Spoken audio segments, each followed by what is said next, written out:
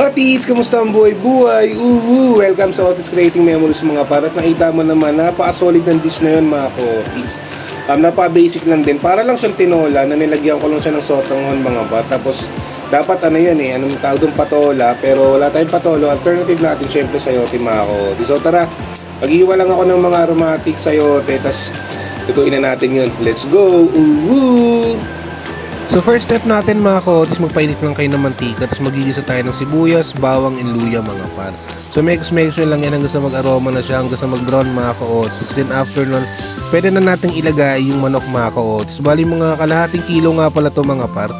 Mekos lang din natin ulit yan. Tapos maglalagay tayo ng pampalasa mga ka-Otis. Sa pampalasa, patis, asin, tapos maraming paminta mga par. Para may lasa na kagad yung manok natin mga ka-Otis. Tapos may mekos natin yan mga par. Tapos tatakpan natin siya ng mga 3 minutes hanggang sa magbago na yung kulay, hanggang sa maluto na ng onti yung manok mga par. At eto na siya mga ka-Otis. Kita nyo naman, medyo naluto na yung manok natin mga par. So pwede na natin ilagay yung gulay mga ka-Otis. Para mapalambot na rin natin yung gulay mga par. So mekos lang yan mga ka-Otis. Bali tatakpan natin to hanggang sa maluto yung manok natin at lumambot yung sayote mga ka-Otis. So mga 5 minutes lang yan. Time to time titingnan nyo siya mga par. Hanggang sa maging ganito na itsura nyo mga ka-Otis. Ayun kita mo naman, parang ito pa lang pwede nang ulamin . Anyways mga ka-Otis, saluhuluin nyo na ng bahagayan mga par. Tapos maglalagay tayo ng tubig mga ka-Otis. Bali naglagay nga pala ako ng 1 litrong tubig mga par. Kasi maglalagay na tayo dito ng saporo mga ka-Otis. Bali ito yung sotang ko na nilagay ko mga par. Maganda kasi yung texture nung nung noodles. Anyways mga par, naglagay na pala ito ako ng pampalasa. Naglagay ako ng patis, isang chicken cubes, maraming paminta, bechin, tas onting asin mga ka-Otis. Bali saktong asin at patis lang munang ilagay nyo mga ka-Otis para mapag-adjust pa tayo sa lasa mamaya mga par. Bali papalambutin natin yung sotanghon mga ka-Otis. At the same time, para maluto na ng tuloy yung manok natin mga ka-Otis. At eto na siya mga par.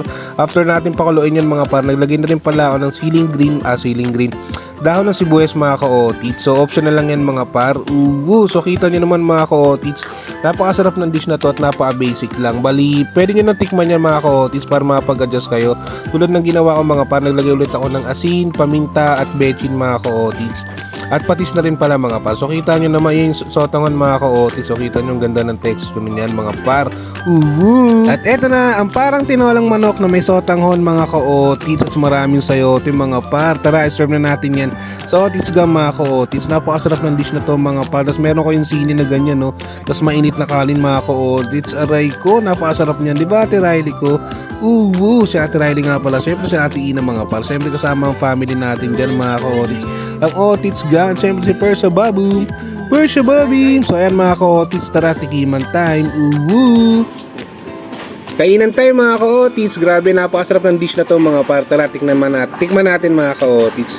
Ito yung noodles Maganda yung noodles na Sapporo mga ka-Otis.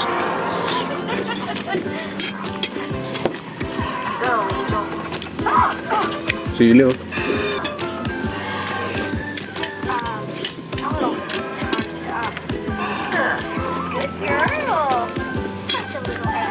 Napakasarap mga ka-Otis, napaka-basic lang gawin. Basta sundan nyo lang yung ginawa ko. Alam ko may idea naman paano siya gawin. So ayun, kung di nyo pa alam, so try nyo lang sundan yung ginawa ko mga par. Serve nyo sa family nyo. For sure mag-enjoy sila mga ka-Otis. Otis Gum, food trip.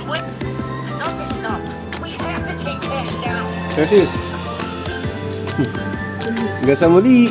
Paalam!